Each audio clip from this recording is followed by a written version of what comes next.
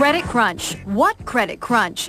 If you looked at Britain's rich list, you'd never know times are tough. According to the annual list by the Sunday Times newspaper, most of the UK's rich are getting richer. The country's 1,000 wealthiest people are now collectively worth $819 billion. That's a 15% jump from last year. And of the 70 billionaires on the list, more than half are foreigners living and working in Britain. Topping the list for the fourth year running is Indian steel magnate Lakshmi Mittal. His fortune is worth a whopping $55 billion, thanks in part to the huge surge in commodity prices.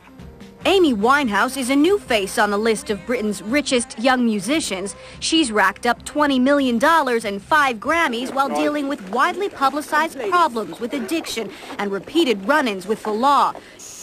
But while most saw the cash rolling in, others are relatively not as rich as they used to be.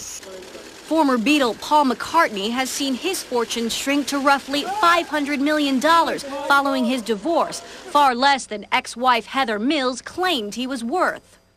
The Queen's wealth has held steady for years. She's reportedly worth around $640 million, but that includes many items owned by the state and not hers to sell, including jewels and the royal stamp collection. So her personal fortune is thought to be far less. The Queen topped the list back in 1989, but has since slipped down to number 264.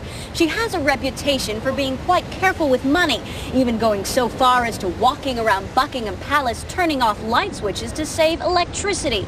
So perhaps she'll be watching the markets just like everybody else and wondering where she'll rank on the rich list next year. Emily Chang, CNN, Buckingham Palace, London.